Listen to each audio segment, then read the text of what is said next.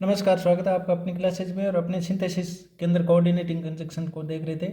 और coordinating conjunction का कल अपने टाइप्स देख लिए थे कि 4 प्रकार की होती है, जिसमें क्युमुलेटिव, एडवर्जेटिव, डिसजंक्टिव या अल्टरनेटिव या इलेटिव, यानी ये 4 टाइप देखे थे।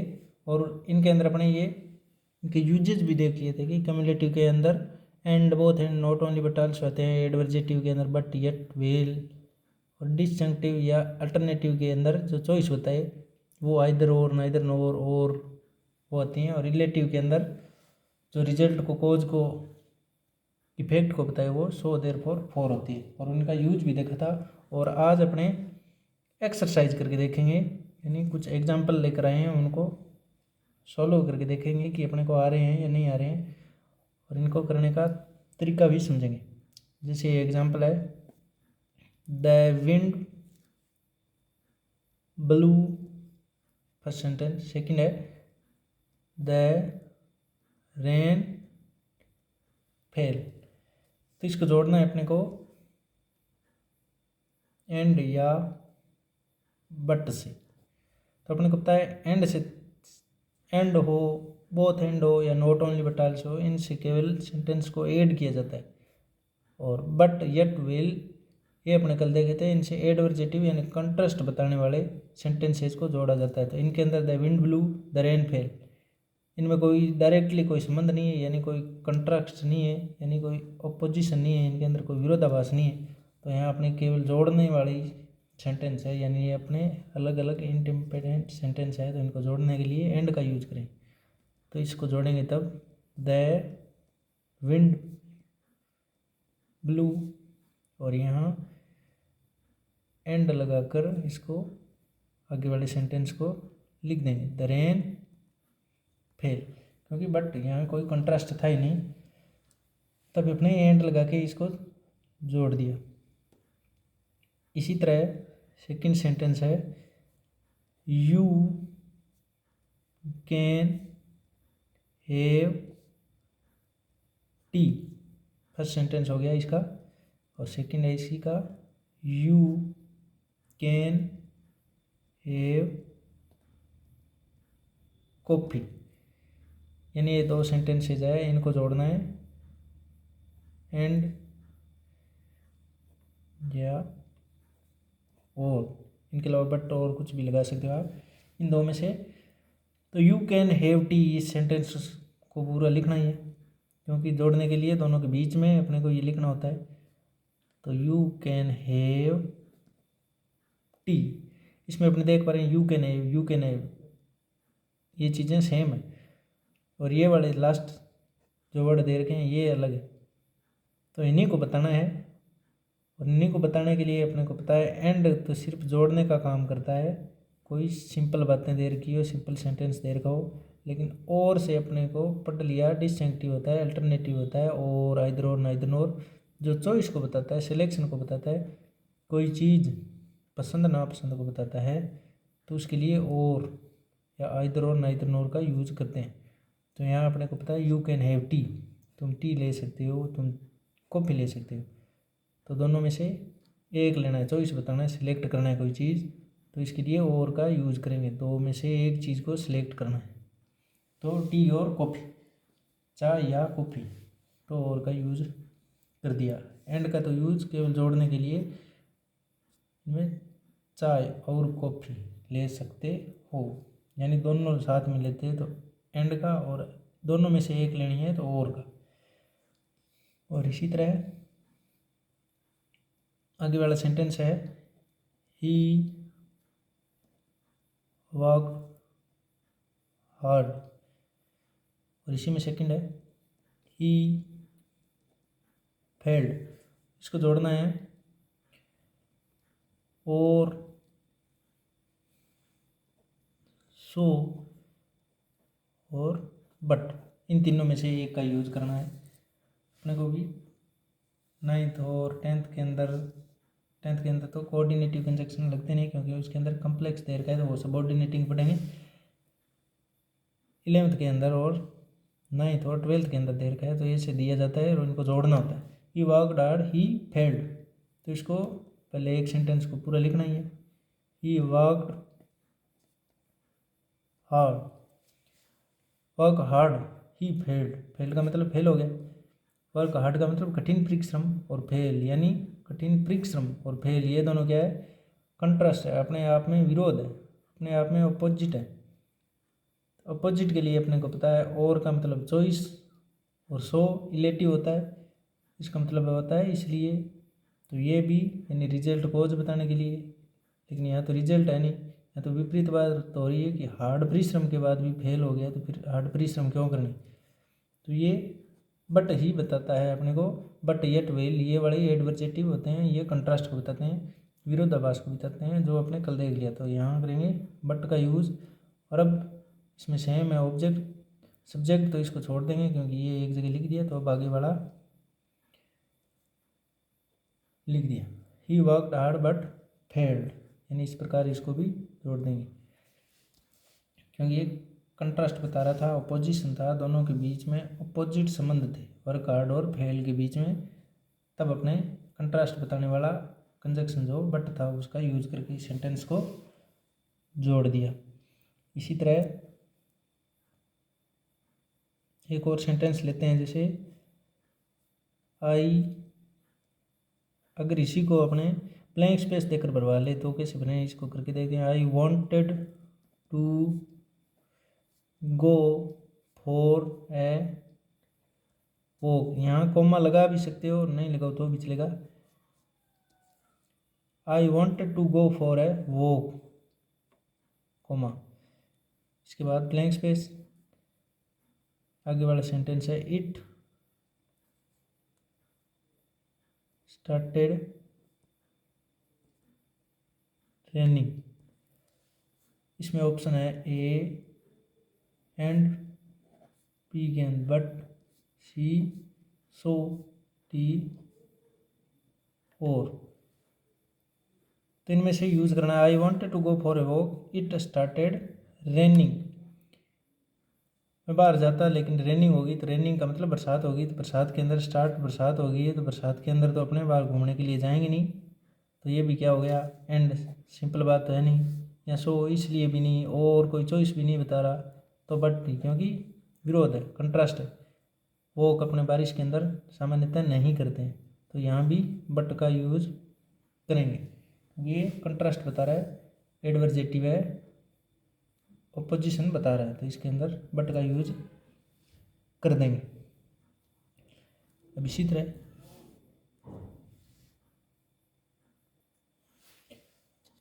तो अपने बट का यूज कंट्रास्ट बताने के लिए करते हैं, कर दिया वो। अब आगे वाला सेंटेंस है, द रूम वॉज डार्क, पहला सेंटेंस हो गया इसके अंदर। आगे आई switched on the,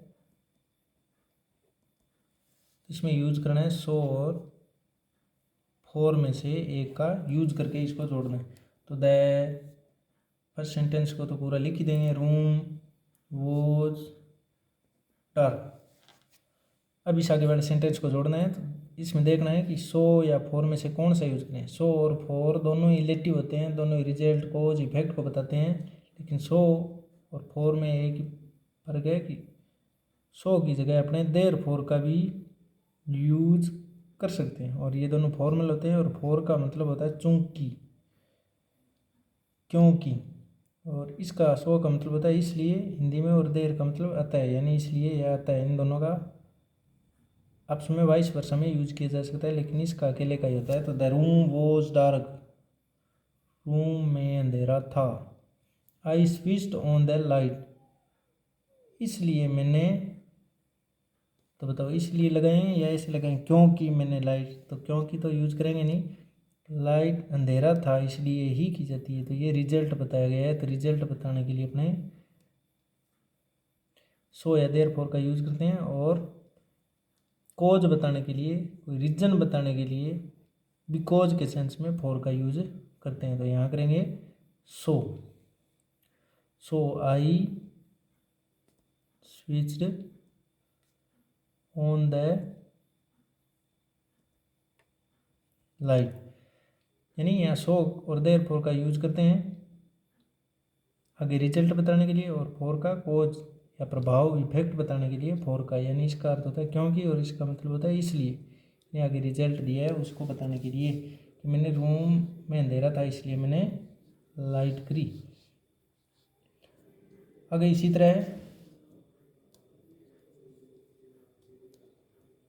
don't disturb him, एक सेंटेंस ये हो गया। दूसरा है ही, यानी ही मैच बड़ा, he is studying, don't disturb him, he is studying. इनको जोड़ना है वही सो या फोर से, यानी वो पहले अपने करके देख लिया। सो वाला रिजल्ट बताता है और फोर वाला इफेक्ट प्रभाव बताता है। तो अपने don't disturb him he is studying, तो पहले तो ये लिखते हैं सेम सेंटेंस आगे वाला, डोंट डिस्टर्ब हिम। अब इसको जोड़ना है, तो जोड़ने के लिए सो और फोर में से यूज करेंगे। इससे पहले इनका सेंस देखते हैं। Don't disturb him he is studying, तो ये बताया क्यों नहीं छेड़े, उसको डिस्टर्ब क्यों नहीं करे, क्योंकि वो क्या कर रहा है, स्टडी कर रहा है। स्टडी कर रहा है तो उसको डिस्टर्ब डोंट यानी नहीं करना, यानी दोनों कोज बता रहे हैं, लेकिन कोज के साथ ही इसमें प्रभाव भी बताया गया है कि रिजल्ट क्या होगा, यानी वो स्टडी कर रहा है इसलिए उसको डिस्टर्ब नहीं करना। तो क्योंकि, यानी क्योंकि के लिए four, four he is studying, ऐसे जोड़ दें। अब इसमें सो का यूज करें, सो का मतलब इसलिए, तो डोंट डिस्टर्ब हिम से डिस्टर्ब नहीं करो इसलिए वह पढ़ रहा है। तो ये रिजल्ट नहीं है, कोज इफेक्ट बता रहा है, यानी प्रभाव बता रहा है कि अगर डिस्टर्ब किया तो उस पर क्या प्रभाव पड़ेगा, क्योंकि उसकी पढ़ाई है जो डिस्टर्ब होगी, इसलिए वो प्रभाव बताने के लिए अपने फोर का यूज करके जोड़ेंगे। यानी don't disturb him for he is studying, क्योंकि यहाँ फोर का यूज किया क्योंकि ये फोर से आगे वाला सेंटेंस इस पर क्या प्रभाव पड़ेगा वो बताया गया है कि उसको डिस्टर्ब करोगे तो उसकी पढ़ाई है वो डिस्टर्ब होगी, इसलिए उसको डिस्टर्ब नहीं करना। तो क्योंकि वह पढ़ रहा है इसलिए उसको डिस्टर्ब नहीं करो। तो यहाँ फॉर बिकॉज के सेंस में, यानी क्योंकि के सेंस में कोऑर्डिनेटिंग कंजक्शन जो रिलेटिव यानी जो रिजल्ट बताता है, प्रभाव बताता है, उसके लिए फॉर का यूज करते हैं। यहाँ सो का यूज नहीं कर सकते। इसी तरह सो का ऊपर वाले में कर दिया, सो का रिजल्ट बताने के लिए और ये प्रभाव बताने के लिए, कारण बताने के लिए। इसी तरह अगर रिया इज टोल, ये फर्स्ट सेंटेंस हो गया, और इसी तरह सेकंड सेंटेंस है रिया इज स्ट्रॉन्ग। तो इसको अपने बोथ एंड या देयरफॉर या बट, इन तीनों में से एक से अगर जोड़ें तो कौन से जुड़ेगा, तो रिया इज। अब अपने को पता है यहाँ Riya is tall, Riya is strong, दोनों एक ही बंदे की क्वालिटी को बताया गया है। तो एक ही बंदे की क्वालिटी को बताने के लिए सिर्फ जोड़ने का ही काम है, और क्योंकि यहाँ टॉल और स्ट्रॉन्ग कोई विरोध चीज़ नहीं है, क्योंकि दोनों विशेषताएं वो भी अच्छी है। अगर एक अच्छी एक बुरी होती तो वो अपने बट का यूज करते, क्योंकि वहाँ कंट्रास्ट होता, वहाँ विपरीत बातें होती है, लेकिन यहाँ विपरीत है नहीं तो बट का यूज करेंगे। और देयरफॉर का यूज भी करेंगे, क्या यहाँ कोई प्रभाव है क्या दूसरे में, या रिजल्ट है क्या, नहीं है, तो इसका देयरफॉर का भी यूज नहीं करेंगे। तो बच्चा बोथ एंड, तो अपने को बताया बोथ और एंड सिर्फ दो सेंटेंसेज को जिनमें सेम विशेषता हो तो उनको सिर्फ जोड़ने के लिए एंड, बोथ एंड और नॉट ओनली बट ऑल्सो का यूज करते हैं। तो रिया इज, क्योंकि रिया की ही दोनों विशेषता है, तो दो विशेषता है तो दो के लिए बोथ का यूज करते हैं। बोथ का मतलब होता है दो, बोथ टॉल एंड एक और क्या है, स्ट्रॉन्ग, यानी दो विशेषता है जो दोनों ही रिया की है। तो उन दोनों को जोड़ने के लिए अपने कौन सा यूज कर दिया, बोथ एंड का यूज कर दिया। तो आशा करते हैं आपको समझ में आया हो। इसी तरह अपने आगे और भी क्लासेज के अंदर एक्सरसाइज करके देखेंगे कि कोऑर्डिनेटिव कंजक्शन को और अच्छे तरीके से कैसे यूज कर सकते हैं। इनके अलावा एक्सरसाइज अपने किए, इनमें भी आपको समझ में आया और पीछे वाली अगर क्लास आपने देखी है तो और क्लासेज के अंदर अपने नेक्स्ट क्लास में एक्सरसाइज और करेंगे जिसमें अच्छे तरीके से और समझ में आएगी। ज़्यादा से ज़्यादा प्रैक्टिस करेंगे तब और अच्छे तरीके से समझ में आएगी। आशा करते हैं ये क्लास आपको समझ में आई हो और प्रैक्टिस कराने से ये एक्सरसाइज आपने फिल भी कर पाए हो। अगर फिल कर पाए हैं, अगर इस क्लास से फ़ायदा है तो आप लाइक शेयर सब्सक्राइब करके कमेंट करके बताइए ज़रूर। धन्यवाद।